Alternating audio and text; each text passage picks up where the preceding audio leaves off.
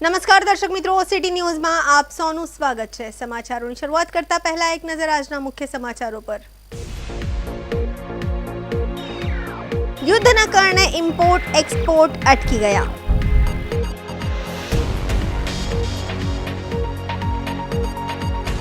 બરોલિયામાં જુગારધામ પર પોલીસની રેડ।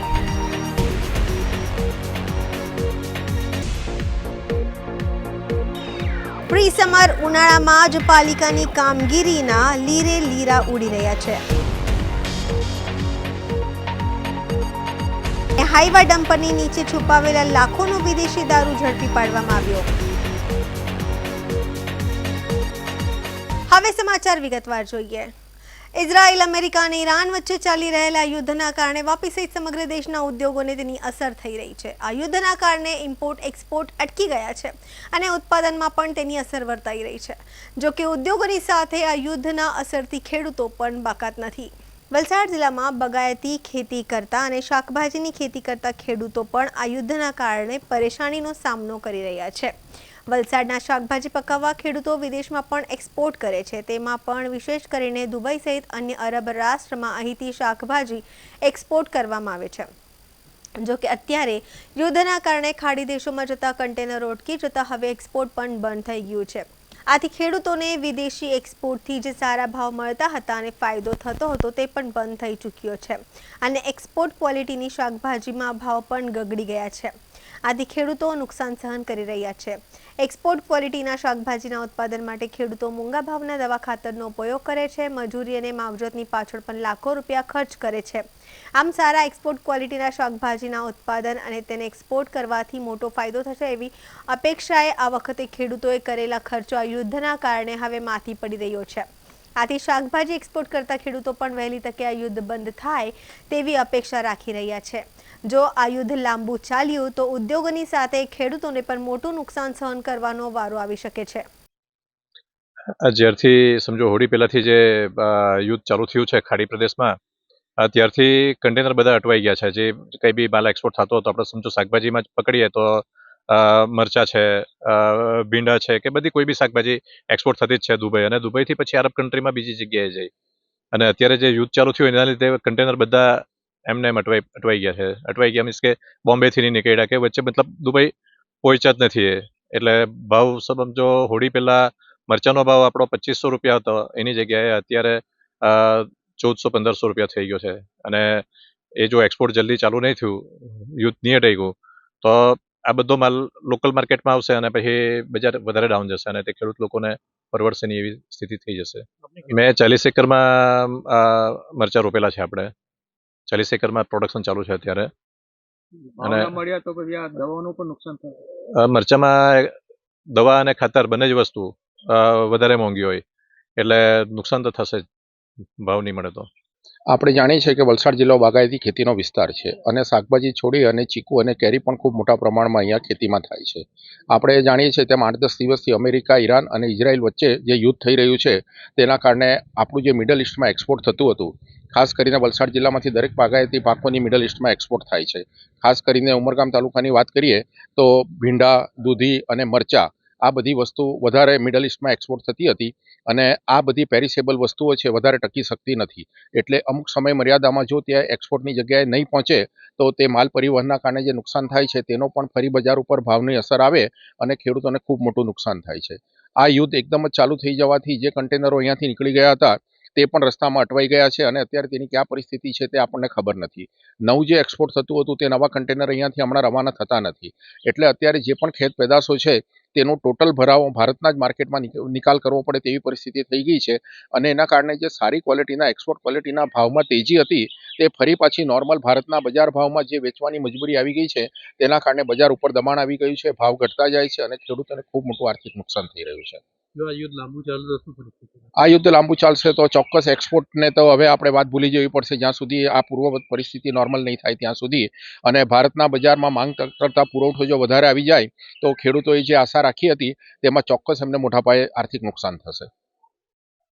ધરમપુરના બરોલિયામાં જુગારધામ પર પોલીસની રેડ, જુગારની જામેલી બાજી વચ્ચે પોલીસ ત્રાટકી। ધરમપુરના બરોલિયામાં જુગારધામ પર પોલીસની રેડ, જુગારની જામેલી બાજી વચ્ચે પોલીસ ત્રાટકી, પોલીસને જોઈ જુગારીઓમાં દોડધામ, 2 જુગારીયા ઝડપાયા, 41 ફરાર છે. પટેલ ફળિયામાં વડના ઝાડ નીચે ચાલતું હતું જુગારધામ, 33 બાઇક, 9 મોબાઈલ અને રોકડ રકમ સહિત કુલ 5,77 લાખનો મુદ્દામાલ કબજે કરાયો છે. ફરાર આરોપીઓને શોધવા પોલીસે તપાસ તેજ કરી છે.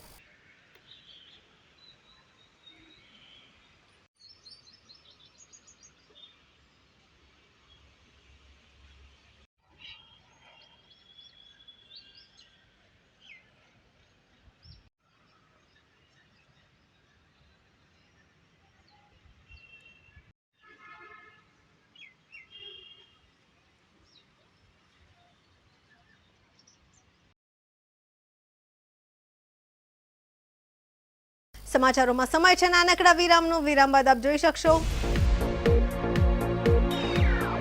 પ્રી સમર ઉનાળામાં જ પાલિકાની કામગીરીના લીરે લીરા ઉડી રહ્યા છે.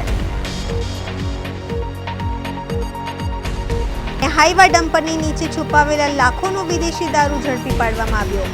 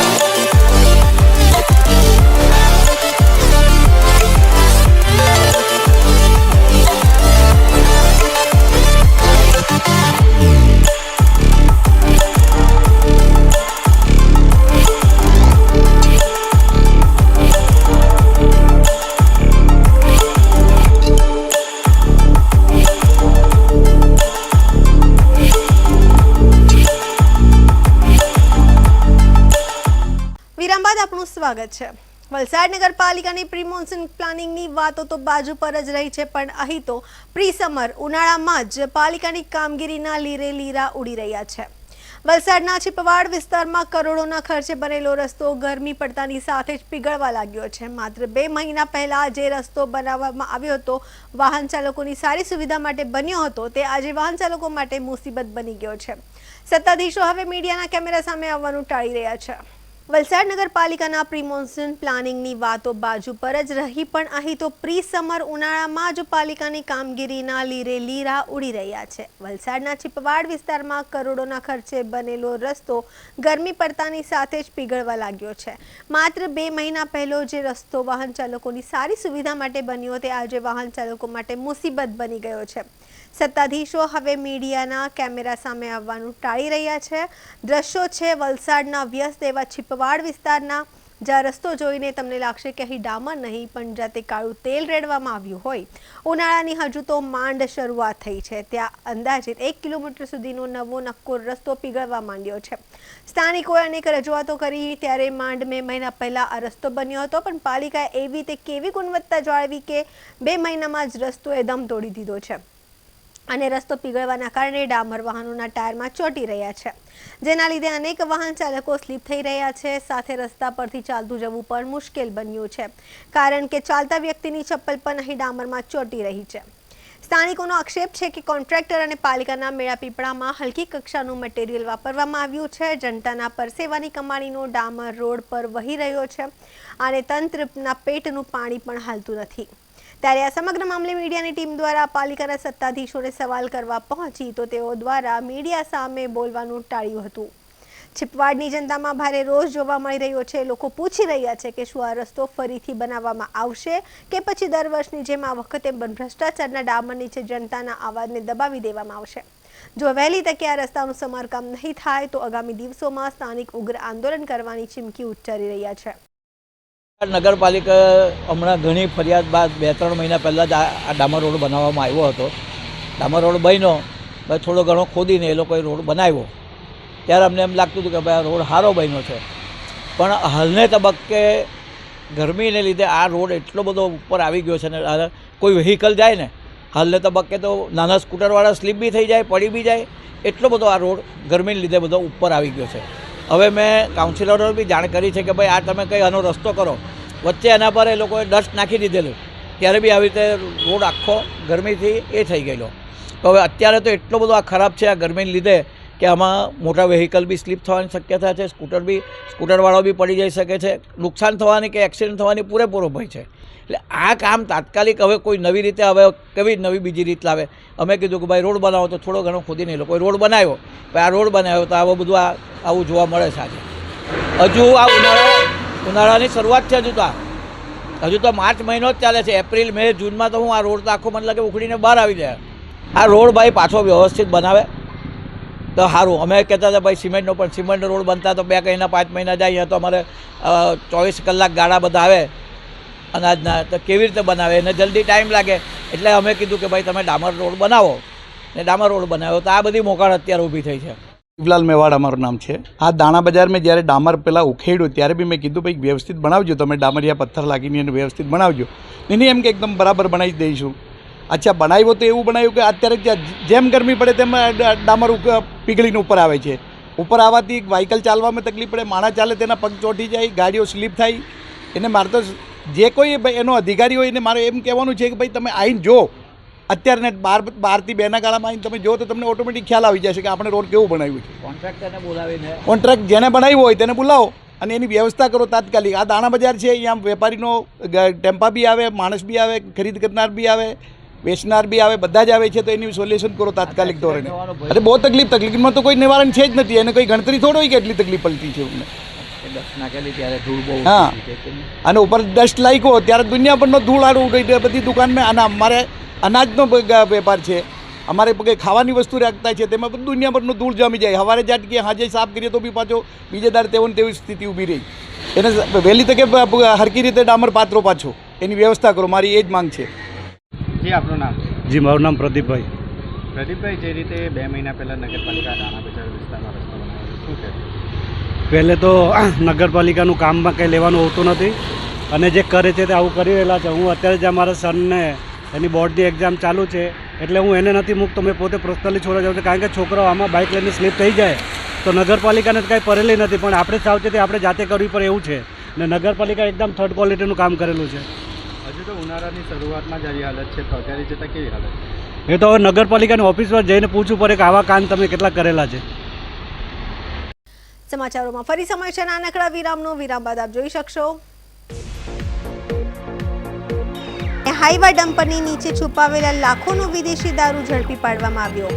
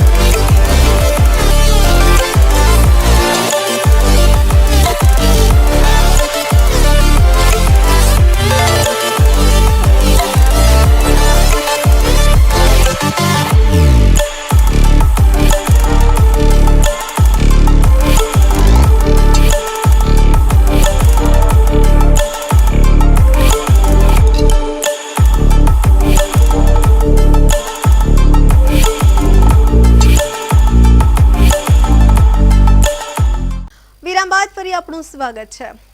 વલસાડ જિલ્લામાં પ્રોહિબિશનની પ્રવૃત્તિઓને નાબૂદ કરવાની ઝુંબેશ અંતર્ગત વલસાડ એલસીબી ટીમે પારડીના બગવાડા ટોલનાકા પાસે બાતમીના આધારે વોચ ગોઠવીને રેતી ભરેલા હાઈવા ડમ્પરની નીચે છુપાવેલો લાખોનો વિદેશી દારૂ ઝડપી પાડ્યો છે। વલસાડ જિલ્લામાં પ્રોહિબિશનની પ્રવૃત્તિઓને નાબૂદ કરવાની ઝુંબેશ અંતર્ગત વલસાડ એલસીબી ટીમે પારડીના બગવાડા ટોલનાકા પાસે બાતમીના આધારે વોચ ગોઠવીને રેતી ભરેલા હાઈવા ડમ્પરની નીચે છુપાવેલો લાખોનો વિદેશી દારૂ ઝડપી પાડ્યો છે। પેટ્રોલિંગ દરમિયાન એલસીબી ટીમને બાતમી મળી હતી કે સેલવાસથી એક ડમ્પર નંબર DD01H9432 દારૂનો જથ્થો ભરીને અમદાવાદ તરફ જઈ રહ્યું છે। પોલીસે બગવાડા ટોલનાકા પાસે શંકાસ્પદ ડામરને અટકાવી તપાસ કરતા ઉપરના ભાગે રેતી ભરેલી જોવા મળી હતી। જો કે હાઇડ્રોલિક ટ્રોલી ખાલી કરાવવા રેતી નીચે સંતાડેલા ભારતીય બનાવટના વિદેશી દારૂ અને બિયરના કુલ 469 બોક્સ મળી આવ્યા હતા। પોલીસે ઘટના સ્થળેથી કુલ 15,552 નંગ બોટલ ટીન જેની કિંમત 45,67,080 અને હાઈવા ડમ્પરની કિંમત 15 લાખ અને મોબાઈલ ફોન મળી કુલ 60,72,080નો મુદ્દામાલ કબજે કર્યો છે। ડમ્પર ચાલક શુભલાલ મોતીલાલ સાહુ રહે મધ્યપ્રદેશની ધરપકડ કરવામાં આવી છે। પૂછપરછમાં જાણવા મળ્યું છે કે આ જથ્થો સેલવાસના ચિરાગ નામના શખ્સે મોકલાવ્યો હતો, જેને પોલીસે વોન્ટેડ જાહેર કર્યો છે। પારડી પોલીસ સ્ટેશનમાં પ્રોહિબિશન એક્ટ મુજબ ગુનો નોંધી વધુ તપાસ હાથ ધરવામાં આવી છે। સમાચાર પૂરા કરતા પહેલા એક નજર આજના મુખ્ય સમાચારો પર। યુદ્ધના કારણે ઇમ્પોર્ટ એક્સપોર્ટ અટકી ગયા।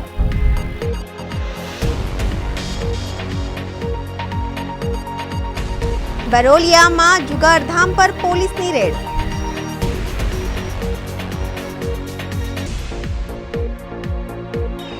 પ્રી સમર ઉનાળામાં જ પાલિકાની કામગીરીના લીરે લીરા ઉડી રહ્યા છે। હાઈવા ડમ્પરની નીચે છુપાવેલા લાખોનો વિદેશી દારૂ ઝડપી પાડવામાં આવ્યો। તો આ હતા અત્યાર સુધીના સમાચાર। જોતા રહો સિટી ન્યૂઝ। નમસ્કાર।